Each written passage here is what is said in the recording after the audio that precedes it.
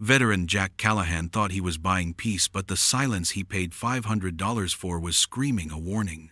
In the stale air of the Flathead County auction house, every eye watched him, not with envy, but with a chilling mix of pity and fear. They knew what he didn't. The old Miller place wasn't just abandoned land. It was a tomb for a 15-year-old secret. Whispers at the general store gave that secret a name: Arthur Miller, a journalist who dug too deep into the dealings of the powerful Blackwoods Corporation and was permanently silenced. The land was cursed, they said, a story carefully crafted to keep people away. The real warning, however, came without words. Inside the derelict cabin, as a blizzard gathered its forces outside, Jack's ever-calm service dog Ghost became unhinged. The silver-gray shepherd, a silent partner through years of war, ignored the raging storm. Instead, he clawed frantically at the massive stone fireplace, a primal terror in his eyes and a desperate whine tearing from his chest. This wasn't fear of nature. It was a signal, an urgent alarm that Jack had only seen once before, moments before the discovery of a hidden bomb. He understood instantly. Something was buried beneath that solid stone. A truth so dangerous that for 15 years, someone had been willing to kill to keep it hidden. And now the storm was trapping him inside with it. Sometimes, the loudest warnings are the ones you can't hear. If you believe in the unbreakable bond between a warrior and his dog, and the courage it takes to face a darkness that won't stay buried, then subscribe and join our storytelling family. Let us know in the comments. Have you ever trusted an animal's instinct against all logic? Prepare yourself, because what Jack and Ghost are about to unearth will ignite a battle for their very survival. Jack woke to a world of gray, the oppressive steel-colored sky pressed down on the landscape, and the wind, which had been a mere whisper the day before, now howled with a mournful, hungry voice. He sat up in the driver's seat of his truck, the wool blanket he'd used for warmth doing little against the invasive cold. The first snowflakes, thick and heavy as wet ash, spiraled down from the clouds. It was not the gentle snow of a picturesque winter, but the vanguard of a blizzard, an early-season storm. Arriving with brutal force, Ghost, who had been sleeping in the passenger seat, was already awake and alert. His ears pricked as he listened to the rising fury of the wind. "Looks like the world decided to shut its doors on us," Boy Jack murmured. Rubbing the sleep from his eyes, staying in the truck was no longer an option. The cabin, for all its dust and decay, offered solid walls against the coming storm. They spent the next hour moving essentials from the truck to the house: a heavy-duty sleeping bag, crate of non-perishable food, the tools he had just purchased, and a large container of fresh water. Each trip was a battle against the strengthening wind, the snow now driving down in a thick, blinding curtain that reduced the world to a swirling vortex of white. Inside the cabin felt like a tomb, but it was a sanctuary from the storm's rage. Jack's first priority was a fire. He carefully inspected the fireplace, the same one that had so disturbed Ghost the day before. The flue was clear, and the stone structure, despite its age, was solid. He laid a small, cautious fire, and soon a welcome warmth began to push back against the cabin's deep chill. The firelight danced across the log walls, casting flickering, distorted shadows that seemed to move with a life of their own. But the warmth did nothing to soothe Ghost. As the fire grew, so did the dog's anxiety. He refused to settle on the blanket Jack had laid out for him. Instead, he began to pace his claws, making soft, clicking sounds on the wooden floorboards. His route was always the same: a tight, agitated circle in front of the stone hearth. A low, persistent whine vibrated in his chest. "Easy, boy. It's just a fire. You're safe," Jack said, trying to reassure him. He reached out and stroked Ghost's back, but the dog's muscles remained coiled tight. As a spring, Ghost obeyed the calming hand for a moment, pressing against Jack's leg, but his amber eyes never left the base of the fireplace. Then he pulled away and returned to his vigil. This time his past agitation escalated. He lowered his head, and began to paw at the large flat stones of the hearth, his claws scraping uselessly against the hard surface. He let out a short, frustrated bark, a sound that was sharp and demanding. "Ghost, stop." Jack's voice was firm, but the dog only barked again, looking back at Jack with an expression of desperate urgency. Jack sighed his own unease. Growing this was beyond simple anxiety. He had spent years learning to read this dog to understand the subtle language of his posture, his breathing, the flick of his ears. This was the same intensity Ghost had shown when he had located a hidden cache of weapons buried beneath a dirt floor in Kandahar province, back in 2009. It was a signal. It was a call to action. Trust your partner. It was the first rule of survival, and Ghost was the most reliable partner he'd ever had. The storm howled outside, cocooning them in a world of roaring wind and snow. Jack stood up, his decision made. He was going to listen to his dog. He grabbed a mighted lantern and lit it, its steady golden glow providing a clearer light than the frantic fire. "All right, show me," he said to Ghost. "What is it? What have you found?" Ghost seemed to understand immediately. He stopped barking and sniffed intently at one specific stone at the base of the hearth. Right in the center, it was a large rectangular slab of slate, its surface smoother than the rounded river stones that made up the rest of the structure. Jack knelt, running his gloved hands over the surface. At first, its manner seemed like all the others set firmly in place, but as he examined the edges, he saw what Ghost's superior senses had already detected. The mortar in the groove around this specific stone was different. It wasn't the same crumbling, sandy mixture as the rest. It was darker, with a slightly rubbery texture, and in some places it had been cleverly disguised with a layer of dirt. It was a seal, not a bond. He took out his utility knife and carefully scraped at the edge. Blade sank in slightly. It was pitch, hardened over years, but still distinct from the solid mortar. This stone was meant to be removed. It was a door disguised as a floor. The keystone, a surge of adrenaline, cold and sharp, cut through him. His heart hammered against his ribs. "Good boy, Ghost," he whispered, his voice thick with a mix of awe and trepidation. Getting the stone out was another matter. It was heavy and set perfectly flush. He returned to his pile of supplies and retrieved the crowbar, its steel, cold, and heavy.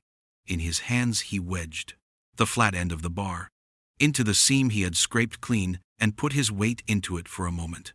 Nothing happened. He repositioned, getting better leverage, his muscles straining against the unyielding stone. Then with a low groan, the seal, it began to break. He worked the crowbar around the edges, chipping away at the hardened pitch. Finally, with a loud scraping screech that set Jack's teeth on edge, one side of the stone lifted a few inches. He dropped the crowbar and gripped the edge with his fingers, pulling with all his strength. The slab was immensely heavy, but it moved, sliding out of its place and onto the wooden floor with a heavy thud that shook the cabin. Ghost fell silent. His pacing ceased. He stood beside Jack, peering down into the dark rectangular hole that had been revealed. Jack held the lantern over. The opening below was not earth, but a small man-made cavity, about 4 feet deep and lined with stone. It was a cleverly constructed cellar, a secret hiding place. Nestled at the bottom, resting on the dry ground, were 2 objects. One was a heavy, dark green metal box, the kind used by the military to store ammunition or sensitive documents. The other was a neat stack of leather-bound notebooks, tied together with a faded piece of twine. He looked from the hidden cache to his dog. Ghost was now calm, his tail giving a slow, satisfied wag. The source of his frantic, persistent call had finally been answered. Jack took a deep breath, the cold air filling his lungs, and prepared to climb down into the darkness. The storm was a living thing, a feral beast throwing itself against the thin log walls of the cabin. Jack hauled the last of his essential gear inside before the snow became too deep, then bolted the door, shutting out the dark Tuham. Roaring chaos. The world was reduced to the four walls of this room. And the flickering circle of firelight. Ghost stayed close. His earlier anxiety about the hearth replaced by a watchful calm, now that the secret was uncovered. Jack placed the plaid, heavy metal box, and the stack of notebooks on the simple wooden table. He handled the journals with a reverence for the man who had written them. They were bound in dark, supple leather, the pages filled with a neat, dense script. He poured himself a mug of black coffee from the percolator he'd set on the edge of the hearth. The bitter aroma, a small comfort against the cabin's chill. Then he opened the first notebook, dated 2008. The words of Arthur Miller flowed across the page, telling a story of a man who had come to Montana, seeking the same thing Jack had. Quiet truth. The early entries were observations of the natural world, but the tone quickly shifted. Miller began to document his investigation into the Geocorp Mining Company, detailing their questionable land acquisition practices and rumors of environmental shortcuts. Then the entries turned personal. Miller wrote of the pressure it started. Suddenly, a county inspector arrived unannounced, citing a complaint about his septic system for which there was no record. He was issued a fine. A few weeks later, another inspector claimed his chimney was not up to code, despite it having stood for 50 years. Then came the disputes over property lines, with official-looking documents suddenly appearing that seemed to shrink his land. Miller's neat script grew slightly more agitated as he wrote, "They are trying to bleed me dry, to bury me in fines and legal paperwork. This is not random harassment. It is a coordinated campaign to force me off my own land. They want this place, but not enough to pay for it. Honestly, they want to take it to make it seem as if I abandoned it. Under a mountain of debt and violations, it is a quieter, cleaner way of getting what they want. But I will not break Jack Reed for what felt like hours." A deep respect for the long-dead journalist growing within him. Miller had been a fighter. He had seen the web being woven around him, and had refused to be trapped. The notebooks were not just a diary. They were a meticulous record of a war fought not with bullets, but with bureaucracy. He was so absorbed that he didn't hear the approaching vehicle. Ghost did a low growl like the rumble of distant thunder vibrated from the dog's chest. He rose from his spot by the fire, every muscle tensed, his gaze fixed on the cabin door. "What is it?" Jack whispered. Immediately alert, Ghost's growl deepened. And then Jack heard it. A faint struggling sound. Beneath the howl of the wind, the grinding whine of an engine fighting its way through deep snow. No one should be out in this. No one came this far down a forgotten trail during a blizzard for a friendly visit. Quickly Jack gathered the notebooks and the metal box and stored them back in the hidden cellar, sliding the heavy stone slab most of the way back into place, leaving just enough of a gap to pull it out again. Later, he kicked some dirt and ash over the seam to disguise it. By the time he stood up, the sound of the engine was much closer. It stopped directly in front of the cabin. Jack moved to the grimy window, rubbing a small circle, clean with his sleeve, a heavy-duty county-issued SUV. Its emergency lights off, sat idling in the swirling snow. A large figure emerged from the driver's side. A moment later, a heavy fist pounded on the door. Jack took a steadying breath, schooling his features into a neutral expression. He placed a hand on Ghost's head, a silent command for the dog to remain quiet, but ready. Ghost obeyed the growl, subsiding into a tense, watchful silence. Jack unbolted the door and opened it. A few inches.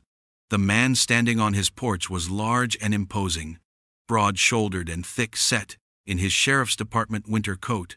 He was perhaps in his mid-50s, his face weathered and ruddy from the cold, with a thick mustache that hid his upper lip, but his eyes, small and dark, were what held Jack's attention. They were cold, flat, and devoid of any real warmth. Scanning the inside of the cabin over Jack's shoulder, it was Sheriff Riggs. "Afternoon," Riggs said, his voice a gravelly baritone that seemed overly loud. Quite a storm we're having. I was in the area, and my dispatcher mentioned the deed. On this place finally went through. Figured I'd check to make sure the new owner hadn't gotten himself into trouble. The bear excuse was so thin, it was transparent in the area. Jack asked, his tone level. This is a long way from any other area. Sheriff Riggs gave a dismissive shrug. A politician's gesture. Just doing my job. You must be Jack Callahan. Mind if I come in for a second? Get out of this wind. It was not a request. Jack opened the door wider, and Riggs stepped inside, bringing a blast of cold air with him. He stomped the snow from his boots, his eyes continuously sweeping the room, taking in the meager fire, the sleeping bag, the sparse supplies. Ghost stood his ground, a silent gray statue of distrust. His body was rigid, his head low, and his eyes never left. The sheriff? That's quite a guard dog you've got there, Riggs commented, giving Ghost a wide berth as he moved toward the fire to warm his hands. He's a good judge of character, Jack replied evenly. Riggs's eyes narrowed. For a fraction of a second he turned from the fire. So finding everything all right out here? Place is in pretty rough shape. Find anything unusual? He was fishing, his casual tone betrayed by the intensity of his gaze. Nothing but dust and drafts, Jack said, leaning against the doorframe. It's what I paid for. Riggs chuckled, a hollow sound. Yeah, I suppose you did. You know, this place has been a thorn in the countryside for over a 5 decade because of those back taxes. A real headache. I'm surprised anyone was foolish enough to buy it. The words, dripping with condescension, landed exactly as intended. It was a confirmation, a subtle boast, and a test. All at once, he was proud of. Confirming the story the shopkeeper had told, letting Jack know that he was part of the system that had controlled this land for years. One man's foolishness is another's peace and quiet. I guess, Jack said, letting the insult slide. Riggs nodded slowly. I suppose. Well, you seem to have things under control. Just be careful out here. Storm's supposed to last another day at least. And this land, it's got a history, best not to go digging around in it. The veiled threat was unmistakable. I'll keep that in mind. Sheriff Jack said, thanks for checking in. Riggs gave a curt nod and let himself out. Jack bolted the door behind him and watched through the window as the SUV's taillights vanished into the white maelstrom. The sheriff, he hadn't come to check on him. He had come to assess him, to see if he was a threat. A sudden, urgent feeling seized Jack. He looked at the fire, then at his truck, barely visible through the thick snowfall. Acting on pure instinct, he pulled on his heaviest coat and boots and plunged back out into the storm. The wind tore at him, and the snow was already halfway up to his knees. He fought his way to the truck, his boots sinking deep with every step. He circled the vehicle, brushing the thick layer of snow off the tires. The front two were fine, the rear passenger side was fine. Then he got to the driver's side rear tire. There, nestled in the thick tread of the sidewall, was a deep, clean slice. It was not a tear from a rock or a nail from the road. It was a puncture, a deliberate stab made with a sharp, thin blade placed perfectly to cause a slow but irreversible leak. Jack stood motionless, the wind and snow whipping around him, the cold forgotten. The sheriff's visit hadn't just been an assessment, it had been a plausively delivery. The punctured tire was a message, clearer than any spoken words. You are not welcome here. You are isolated, and we can get to you whenever we want. The first warning had been given. The silence in the cabin after Sheriff Riggs's departure was heavier than the snow piling up outside the punctured tire was not just a warning, it was a declaration. They knew he was here, and they had drawn a line in the snow, marking him as an intruder in their secret world. Jack knew then that he could not afford to be ignorant. He needed to understand exactly what Arthur Miller had died to protect. Leaving the howling storm outside, he returned to the hearth with practiced effort. He levered the heavy keystone out of place and lowered himself into the small, cold cellar. He retrieved the dark green metal box, its weight a solid, tangible thing in his hands. Back at the table, he took the crowbar and wedged it under the box's main latch with a sharp metallic screech. The seal broke, and he lifted the lid. The contents were cellar. Not what he expected there was. No gold, no cash, no obvious treasure. It was something far more dangerous. The box was meticulously organized. The work of a precise and methodical mind. On top lay a sheaf of papers. Jack picked them up. They were official-looking lab reports. From an independent laboratory in Bozeman, dated from 2008, he scanned the columns of numbers, his blood running cold. Despite the warmth from the fire, the reports showed dangerously high levels of arsenic, lead, and industrial solvents in a series of water samples. Beneath the reports were dozens of small glass vials, each filled with a dark, oily liquid and sealed with a wax stopper. A tiny handwritten label was affixed to each one, bearing a date and a set of coordinates. There were also small canvas bags filled with soil samples labeled. In the same neat script at the very bottom of the box was a large rolled-up topographical map of the county. Jack spread it out on the table, its corners curling in the dry air. All across the map, Miller had circled specific locations in red ink. They were not random. They followed a clear pattern, clustering around remote creeks, high mountain springs, and marshlands, the sources of the water that fed the entire valley. These were the locations that corresponded to the labels on the vials. It was a comprehensive and damning chart of a systematic poisoning. Arthur Miller had not just found a single illegal dump site, he had uncovered a web of contamination that threatened the entire region. The blizzard raged for another day and a half before finally exhausting itself. Jack awoke on the third morning to a world transformed, buried under a thick blanket of pristine, silent white. The sun, when it finally appeared, was a brilliant, blinding glare against the snow. He spent the morning digging out his truck and meticulously patching the tire. The work was slow and cold, but the physical labor focused his mind. He was no longer just a man seeking solitude. He was the custodian of a terrible truth ghost. Stayed close, a gray wolf in a world of white. He did not relax, instead taking up a post on the porch, his gaze constantly sweeping the silent snow-laden woods that surrounded them. It was just after noon when a new sound broke the profound silence. It was not the struggling whine of the sheriff's SUV, but the deep, powerful roar of a high-performance engine. A moment later, a vehicle appeared, parting the deep snow with arrogant ease. It was a massive, brand-new pickup truck, its black paint gleaming against the snow. It pulled to a stop beside Jack's own mud-splattered vehicle, a stark contrast between wealth and simple function. The man who stepped out of the driver's seat was tall and impeccably dressed in an expensive winter jacket and clean high-end boots. He looked to be in his late 50s. His thick hair, a distinguished silver, his beard neatly trimmed. He had the soft, uncalloused hands of a man who commanded others to do his work, and his face held the easy, confident smile of someone for whom the world presented no obstacles.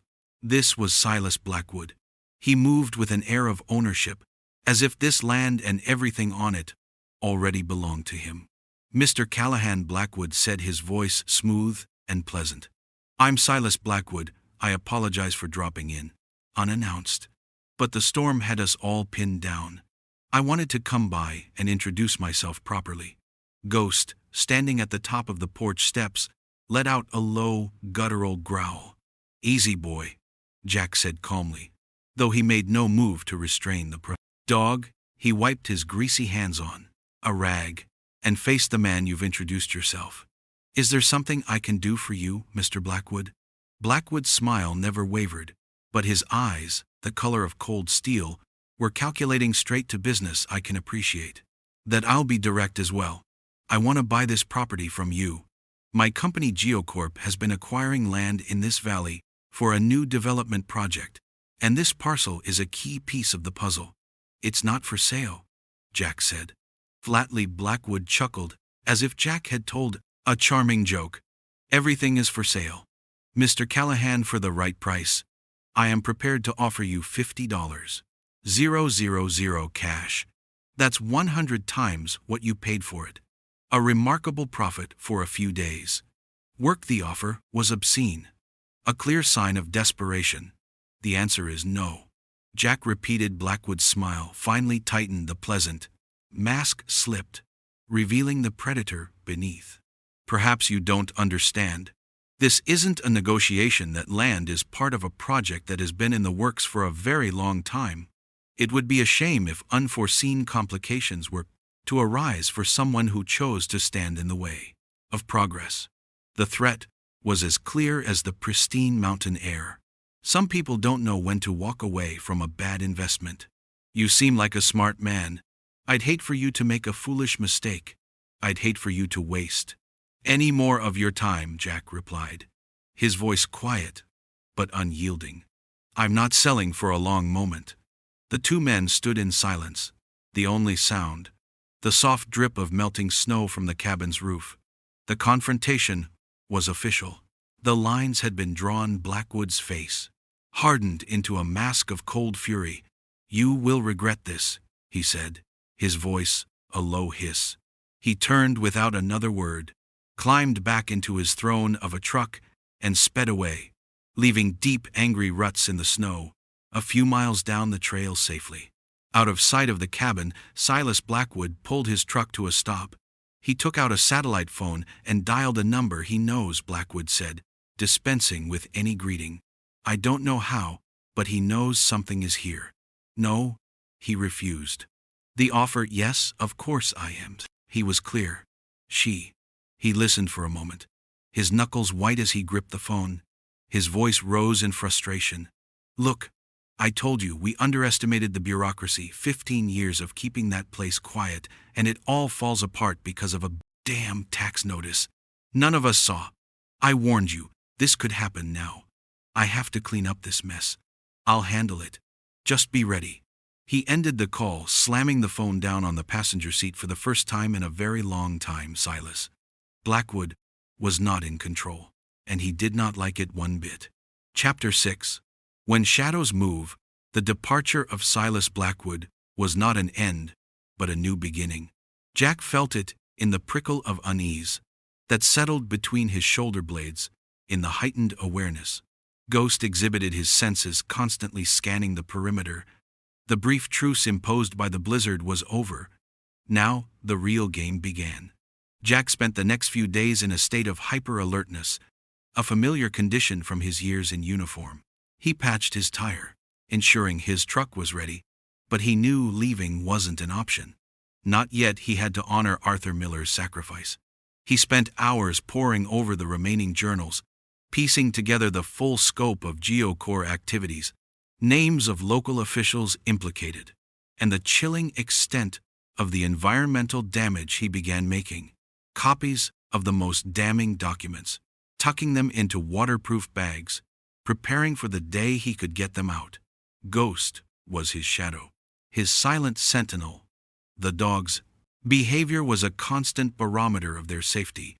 When Jack walked the boundaries of his property, surveying the damage from the storm and gathering firewood, Ghost would lead his nose to the ground, his ears swiveling, reading the subtle doing, signs of the wild, any deviation in his relaxed gait, any sudden stiffening, and Jack would instantly be on guard, scanning the tree line, listening for sounds that didn't belong. The first incident came on a cold, clear afternoon. Jack was splitting logs near the cabin. The rhythmic thud of the axe against wood, a hypnotic sound. Ghost, usually lying nearby, had instead moved to the edge of the clearing, his body low to the ground, his gray and silver fur blending almost perfectly with the snow-dusted undergrowth. He was utterly still, a hunter frozen mid-stalk, his eyes fixed on a distant point in the dense pine forest. Jack stopped, axe held aloft. "What is it, boy?" he whispered. Knowing Ghost wouldn't answer with words, the dog didn't move. He just stared, his tail a motionless rudder. Jack followed his gaze, seeing nothing but the endless green of the pines and the white of the snow. But he trusted Ghost. He slipped back into the cabin, grabbed his binoculars, and returned. Pressing himself against the rough logs of the porch, he found Ghost still unwavering in his focus, and scanned the same area. It took him several minutes, his eyes aching from the effort, before he saw it. A faint glint, a momentary flash of something metallic deep within the crowd. Shadows of the trees, too regular to be natural. A lens followed by a darker shape that quickly disappeared behind the thick trunk of a fir. Someone was out there watching. Jack returned to his wood splitting. Maintaining a deliberately slow, casual pace, he worked for another hour. All the while acutely aware of the unseen eyes in the forest, Ghost remained vigilant until the light began to fade. Only then, returning to Jack's side, a low, satisfied growl rumbling in his chest. The watcher, for now, had, quote, retreated. The next escalation happened 3 nights later. The cabin was bathed in the dim glow of a single lantern. Jack was hunched over the table, organizing Miller's research notes, while Ghost dozed fitfully by the fire, his ears occasionally twitching. At the wind, suddenly Ghost was on his feet. His hackles raised a fierce, guttural bark ripping from his throat. He lunged at the door, scratching frantically, his powerful body vibrating with aggressive intent. Whoa! Ghost, what is it? Jack was already moving his hand. Instinctively going to the old hunting rifle, he kept leaning against the wall. Another sound, clearer. This time, a distinct scraping and groaning from the front of the cabin, near the door. Not the wind. It was the sound of someone trying to force the lock. Jack moved with the silent, efficient precision of a soldier. He doused the lantern, plunging the cabin into near-total darkness, broken only by the faint glow of the dying embers in the fireplace. Ghost, a dark, swift shadow, took up a position in the far corner of the room near the single window, ready to intercept any intruder. The scraping stopped. A moment of chilling silence. Then a faint click. The old padlock, which Jack had painstakingly installed just days ago, had been picked. The front door creaked open, just a hair's breadth, allowing a sliver of darkness even deeper than the cabin's interior to slip in. Jack stood motionless, rifle raised, his finger light on the trigger. He could hear the faint, ragged breathing of the intruder, masked by the wind. But audible to his trained ears, he saw a shape, a tall silhouette, pause on the threshold, clearly hesitant, sensing the unexpected silence. Then a low, menacing growl filled the air emanating from Ghost's corner. It wasn't a bark, but a deep, vibrating warning that spoke of raw, untamed power. The silhouette flinched. Jack seized the moment. He had no intention of killing anyone. Not yet. He just needed to send a message. He aimed carefully, not at the figure, but at the door. Framed just beside it, the rifle cracked. A deafening explosion in the confined space of the cabin. A splintering sound followed as the bullet tore into the wood. The muzzle flash briefly illuminated the terrified face of a man, lean and wiry, wearing a dark ski mask pulled up to reveal his shocked eyes. He staggered back, startled by the shot, his gloved hand fumbling for something at his belt. Ghost, sensing the retreat, launched himself from the corner with astonishing speed, a gray streak in the darkness. Didn't try to bite, but slammed his powerful body into the intruder's legs, a practiced move designed to destabilize and disorient the man.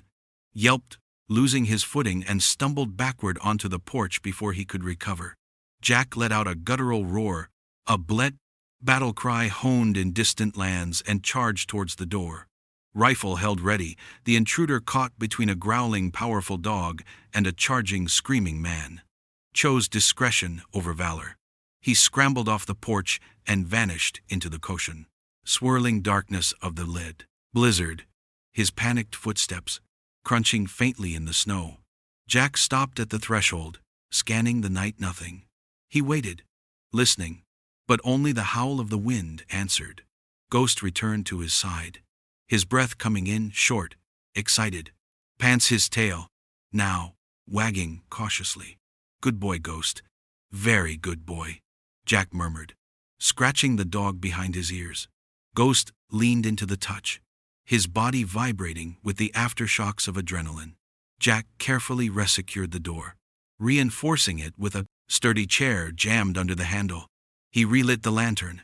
The warm glow, a stark contrast to the violence that had just erupted.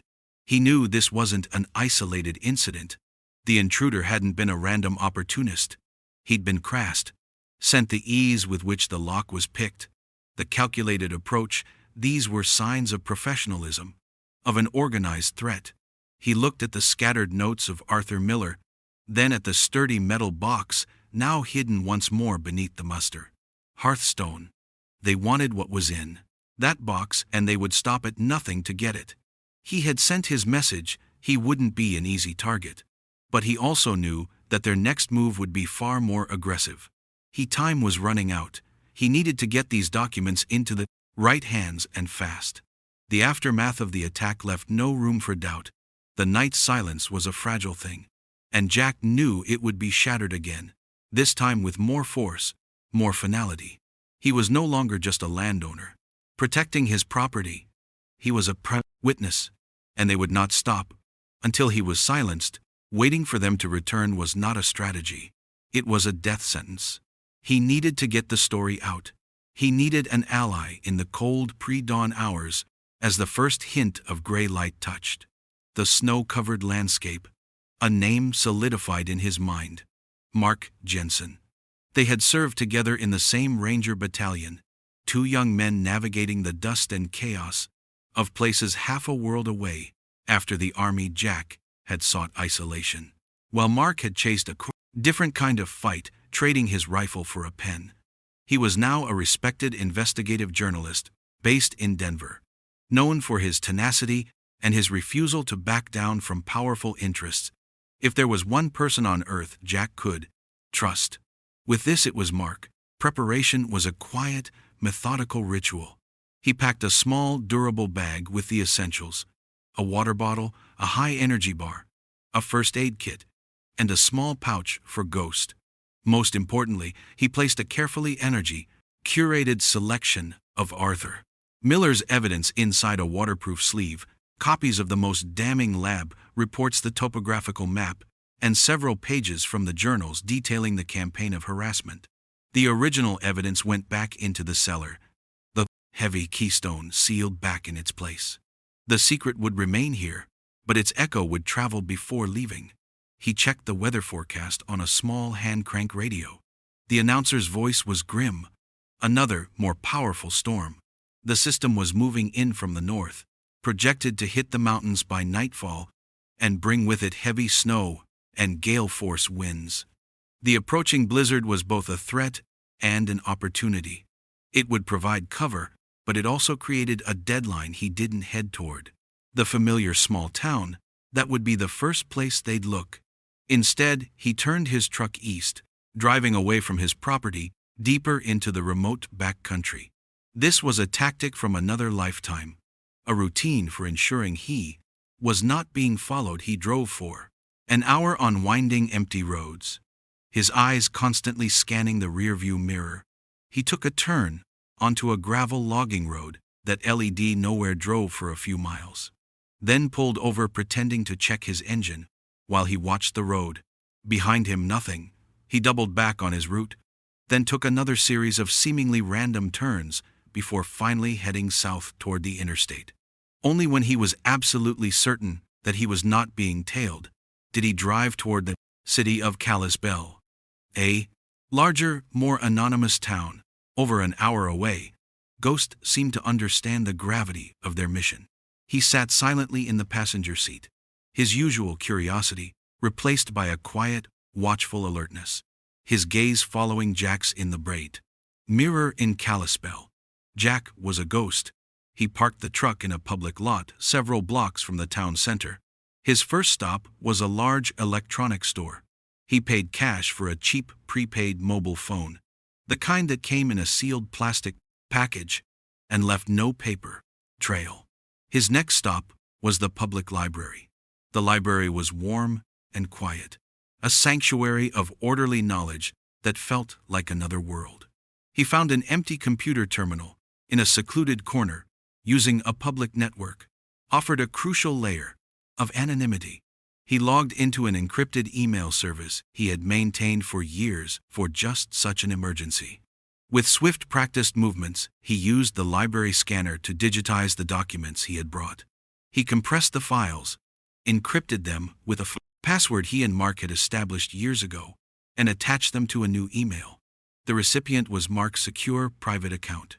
He hit send, watched the progress bar fill, and then logged out, meticulously clearing the computer's prize history. The entire process took less than 15 minutes. The seeds of Arthur Miller's truth were now planted beyond the confines of the isolated cabin. He left the library and walked into a cold, narrow alleyway between two brick buildings. The wind whistled around him. He activated the new phone, its electronic chirp sounding unnaturally loud.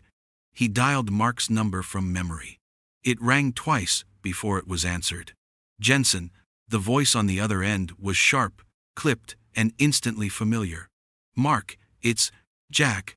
There was a brief pause, then Mark's tone shifted, a note of concern cutting through his professional demeanor. "Jack, it's been a while. Where are you? This isn't your number. It's a temporary one. I don't have much time." Jack said, his voice low. "I've stumbled into something big out here in Montana. It involves GeoCorp and a journalist who disappeared. About 15 years ago, I've sent the preliminary evidence to your secure inbox. The password is the name of the mountain we got pinned down on back in 2003. He could hear the faint sound of typing on the other end. "Got it. I see the file, Jack. What kind of trouble are you in?" "The kind that sends professionals to your door in the middle of the night," Jack replied grimly. "Listen, this is why I'm calling. Another big storm is rolling in. It's going to hit my location by tonight, and it'll be bad. I'm heading back there now. I need to be there to protect the original evidence." He gave Mark the precise GPS coordinates of the cabin. "Here's the plan. If you do not get a call from me on this specific phone by 0600 tomorrow morning, 6:00 Mountain Time, you assume the worst. You take everything I sent you, and anything else you can dig up, and you give it to the FBI, not the state police, not the local sheriff. The feds, you give them the files, and you give them these coordinates. Tell them to come heavy. Do you understand?" The line was silent for a beat, the weight of the instructions hanging in the air. Mark was not a man who panicked. He processed, analyzed, and acted. "Understood. Jack 0600. If I don't hear from you, I raise hell. Is there anything else?" "No, that's it." "All right," Mark said, his voice firm, the voice of a soldier and a friend. "Watch your back, Jack." "Always," Jack replied, and ended the call. He removed the battery from the burner phone and tossed the two pieces into separate trash cans. His mission was complete. The contingency was in place. A weight lifted from his shoulders, replaced by the cold, clear focus of a man heading into a fight. He walked back to the truck, where Ghost was waiting patiently. Together they drove out of the city, heading back toward the mountains, toward the isolated cabin, and toward the dark, bruised clouds of the coming storm. The drive back to the cabin was a race against the encroaching darkness and the fury of the brewing storm. The sky, which had been merely bruised earlier, now resembled a gigantic bruise, swollen and purple. Pressing down on the jagged peaks of the Rockies, snow began to fall in earnest, just as Jack's truck rumbled back onto his property. It was heavier than before, fat, wet flakes that stuck to the windshield wipers faster than they could clear. By the time he pulled up to the cabin, the world was already blurring. The wind howled like a banshee, tearing through the pines, and visibility was dropping by the minute. He barely had time to wrestle a tarp over his truck and grab the last few things from the bed before the storm truly broke. Inside the cabin, the logs groaned and shuddered against the gale. The fire Jack had built earlier was struggling the chimney, acting like a wind tunnel. but it cast enough warmth to hold back the bitter cold that seeped through the cracks. He Ghost, sensing the shift in the weather and the mood, moved with a quiet urgency. His ears were constantly swiveling, picking up the nuances of the storm's roar. He didn't seem anxious in the way he had been with the hidden cellar, but rather intensely focused, a hunter, preparing for a difficult night. Jack secured the cabin as the best he could. He braced the windows with heavy planks, jammed a stout length of firewood under the door handle, and even pulled the heavy wooden table closer to the door, placing the 2 chairs on top of it, creating a makeshift barricade. Checked his rifle, loading it with precision, its familiar weight. A grim comfort in his hands, he set out his meager supplies: a thermos of hot coffee, a flashlight, and a small bag of dried meat for himself. And Ghost, he knew what was coming. Blackwood and his people had received the report that Jack had reached out, that the evidence had been sent for them. This was the moment of no return. The blizzard, while a natural phenomenon, was also their opportune window. It would trap Jack, cut him off from any potential escape or immediate rescue. It would provide perfect cover for their final desperate move. They couldn't let the evidence and Jack himself live to see the morning the cabin transformed from a simple dwelling into a fortress. Jack moved through it with a quiet efficiency. Born of years in combat zones, his senses heightened. Every creak of the logs, every shift in the wind's pitch was analyzed.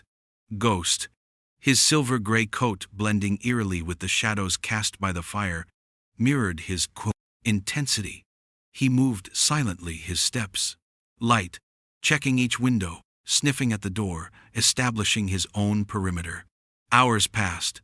The blizzard reached its crescendo, an unimaginable maelstrom of wind and snow that shook the very foundations of the cabin. The world outside was an impenetrable wall of white, a roaring, howling void. Jack sat by the fire, rifle across his lap. Ghost curled tightly at his feet, but not truly sleeping. They were waiting. It was just past midnight when Ghost rose silently without a sound. His head snapped towards the back of the cabin, away from the door. Jack had barricaded. A low, barely audible growl began to vibrate in his chest, a sound of deep, primal warning. His fur bristled, and his eyes, amber in the firelight, glowed with fierce intensity. Jack felt a cold dread snake down his spine. The back of the cabin had a single small window, set high, looking out over a dense thicket of spruce trees. It was the most vulnerable point, the one he had thought least likely to be attacked, given the sheer depth of snow and dense foliage. Where Boy Jack whispered, his voice barely audible above the storm. Ghost moved with a predator's stealth, pressing himself against the far wall. Then pivoting slowly, his nose raised, sniffing the air with urgent concentration, he stopped at the back window, his attention fixed. Jack grabbed his flashlight, clicked it on, then immediately clicked it off, plunging the room back into darkness. The quick flash was enough. He saw it not through the window but from the window itself. A faint, almost imperceptible gleam of a light source, briefly visible then gone. It was a careful, controlled beam scanning, not a random explorer's light. This was a professional. They weren't coming through the door, they were coming from the hidden side, the deep snow-choked woods they had learned from the first attempt. Jack pulled the heavy sleeping bag off the floor and quickly moved the wooden table, using it as a shield to block the window he needed to buy time. He grabbed a roll of duct tape and a thick woolen blanket, taping the blanket over the window, sealing out any light from within and hiding any movement from outside. Ghost continued to emit a low, rumbling growl, a steady thrum of warning that vibrated through the floorboards. The dog was acutely aware of the unseen presences moving through the blizzard-swept forest. Jack felt a deep sense of gratitude for his companion. Without Ghost, he would have been caught completely off guard. A new sound began to filter through the roar of the wind, faint at first, then growing steadily louder. It was a rhythmic, crunching sound, heavy and methodical, like footsteps pushing through deep, unbroken snow. It was not one set of footsteps. It was several. They were coming. Jack moved to the center of the room, taking up a defensive position behind the sturdy wooden table. He held his rifle at the ready, the cold metal a familiar weight in his hands. Ghost, his eyes fixed on the makeshift barricade at the back window, positioned himself slightly in front of Jack, a living shield of fur and muscle. He was ready to meet whatever stepped out of the white howling chaos. The air in the cabin grew thick with anticipation, a heavy mix of fear and adrenaline. The fight had found them. The siege had begun. Jack looked down at Ghost, whose silver-gray fur was now almost imperceptible in the dim light, a ghost against the backdrop of the blizzard. He placed a hand on the dog's firm shoulder, a silent promise they would face this together. The night was a symphony of violence, conducted by the howling wind inside the cabin. Jack and Ghost moved as one entity, a seamless fusion of human strategy and animal instinct. The first assault had come from the front, a brute force attempt to breach the door. Jack, anticipating this, had used the back window as a misdirection, tossing a log against the wall to draw their attention before firing a single, calculated shot from the doorway, crippling the first man who rushed in and sending him screaming back into the snow. After that, the attackers grew smarter. The battle became one of attrition, a test of nerves played out in the swirling darkness of the blizzard. They probed his defenses, a shot fired through one window, a shadow moving past another, but they underestimated his partner. Ghost was his early warning system, a living radar that was impervious to the storm's white noise. A low growl directed at the west wall would tell Jack where the next threat was moving. A soft, anxious whine would draw his attention to the east.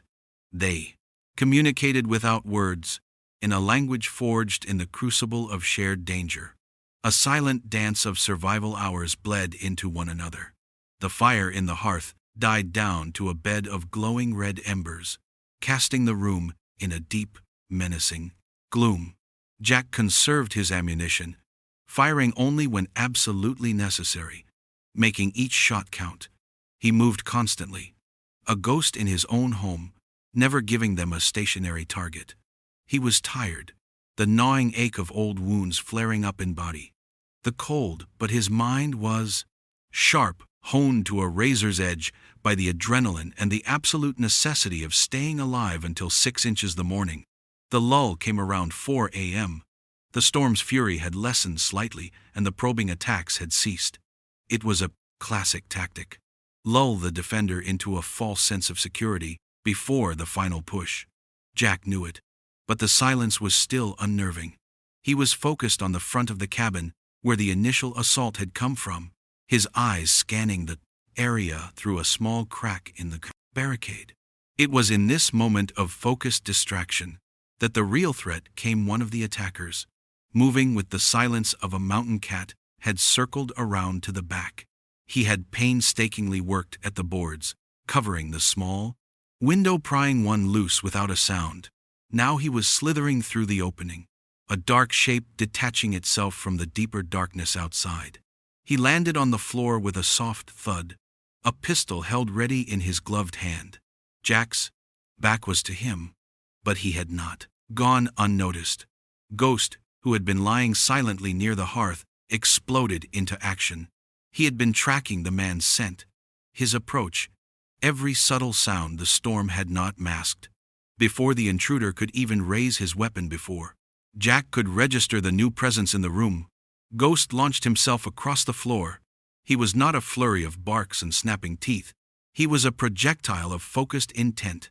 He slammed his 90 pounds of muscle and bone into the back of the man's legs, a move designed to destroy balance. The attacker cried out in shock. As his feet were swept from under him, he stumbled forward, his arms flailing, and it was then that Ghost struck with precision. He bypassed the man's flailing limbs and clamped his powerful jaws onto the attacker's right forearm, the one holding the pistol. The sound was a sickening crunch of thick winter clothing, and the yielding of flesh and bone beneath the man shrieked a high piercing sound of pure agony, his fingers spasming open as the gun clattered uselessly onto the floorboards. Ghost did not tear or shake. He held his grip, his entire body locked, pinning the man's arm to the ground, effectively disarming and neutralizing him. Jack spun around his rifle, snapping up the scene unfolding before him. In a terrifying instant, he kicked the fallen pistol away and dragged the screaming man toward the center of the room, Ghost only releasing his grip on command. How many more? Jack demanded, his voice, a low growl that mirrored his dog's. The man, cradling his mangled arm, only whimpered in response. Suddenly, a new voice, amplified and distorted by the wind, roared from the darkness outside. It was a voice Jack recognized, raw with fury and frustration. It was Silas Blackwood. Enough of this, we're running out of time. If we can't get it, no one will burn it. Burn it all down. The desperate command changed the nature of the fight entirely. A moment later, the main window shattered, and a splash of clear liquid followed. The pungent, oily smell of lantern oil instantly filling the cabin. Jack scrambled back, dragging the injured man with him. As another splash came through the broken opening, he had seconds before he could even formulate a plan. A flickering object sailed through the folkdom window, a torch made from a branch wrapped in a burning rag. It landed in the pool of accelerant. The world erupted in a whoosh of orange flame. The old dry logs of the cabin, seasoned by 100 years of Montana winters, caught fire with terrifying speed. A wall of heat and fire roared to life, devouring the table, the chairs, the very air itself. Thick, black smoke billowed toward the ceiling, instantly making it impossible to breathe. The choice was gone. Staying inside meant a fiery death. Ghost to me, Jack yelled over the roar of the inferno. The dog was already at his side, his eyes wide, but his body pressed loyally against Jack's leg. The heat was unbearable, the smoke a choking poison. Jack kicked the injured man towards the fire. A gift for your boss, he yelled into the chaos. Then, with his rifle in one hand and his other hand gripping the thick fur on Ghost's back, he turned to the front door. It was their only way out. He took one last desperate breath of the rapidly thinning air. There was no more cover, no more strategy. There was only the fire behind them and the guns of their enemies in front. With a final desperate roar, Jack kicked the front door open and plunged out into the gray pre-dawn light, into the deep snow, and into the face of his final, most desperate trial. As the inferno raged, salvation descended from the sky.